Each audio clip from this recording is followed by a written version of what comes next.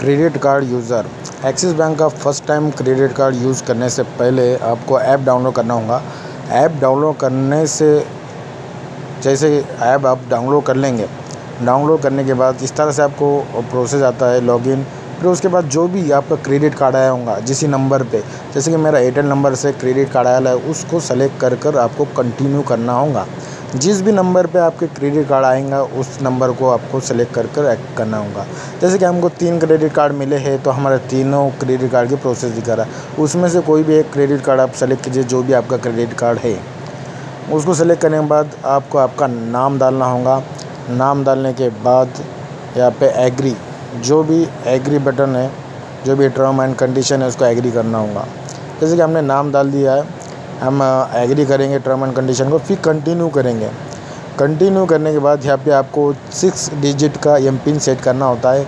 आप एक 6 डिजिट का एमपिन सेट कर लीजिए आपके ऐप के लिए। जैसे कि हम 6 अंकों का एक पिन सेट कर लेते हैं ऐप के लिए। सेट करने के बाद कंटिन्यू कीजिए।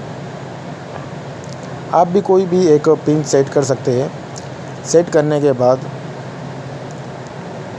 यहाँ पर आपको एनेबल फिंगर के प्रोसेस मिल जाता है। जैसे कि आप एनेबल कर सकते हैं ऑथेंटिकेशन। जैसे कि हम इसको प्रोसेस कर लेते हैं। प्रोसेस करने के बाद इस तरह से हमको बाहर फेंक देता है कभी कभार, तो हम फिर से और उसी ऐप को ओपन करेंगे, एक्सिस बैंक है। फिर एक्सिस बैंक को ओपन करने के बाद फिर से हम लॉगिन बटन को क्लिक करेंगे। जैसे कि यहाँ पे लॉगिन बटन है, लॉगिन बटन को क्लिक करेंगे। क्लिक करने के बाद हम फिर से जिस नंबर पे हमको क्रेडिट कार्ड आया उसी को सेलेक्ट करेंगे। जैसे कि हमारा कोई बैंक अकाउंट नहीं है एक्सिस बैंक में, हमको सिर्फ क्रेडिट कार्ड मिला है एक्सिस बैंक का, उसी के ज़रिए हम हमारा जो बैंक अकाउंट मतलब जो भी ऐप है हम यूज़ कर पा रहे हैं। और उसके बाद हम एमपिन सेट जो किया था हमने वो एमपिन डाल देंगे। एमपिन डालने के बाद फिर उसको प्रोसेस होने देंगे। प्रोसेस होने के बाद जैसे कि यहाँ पे आपका क्रेडिट कार्ड का ऑप्शन आ जाता है।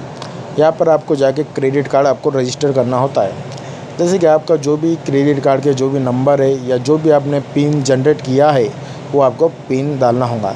जैसे कि आपको पिन जनरेट का इंफॉर्मेशन नहीं मालूम, किस तरह से जनरेट करना है इसके बारे में नहीं मालूम, तो उसका वीडियो आपको डिस्क्रिप्शन में आई बटन में मिल जाएगा। जैसे कि यहाँ पे कार्ड का जो भी नंबर है वो डालना होगा और कार्ड की एक्सपायर डेट, जैसे कि मंथ वाई, जैसे कि ईयर, ये मंथ और ईयर। उसके बाद पिन डालना होगा, जो भी आपका 4 डिजिट का जो पिन होगा वो डालना होगा। फिर कंटिन्यू करना होगा।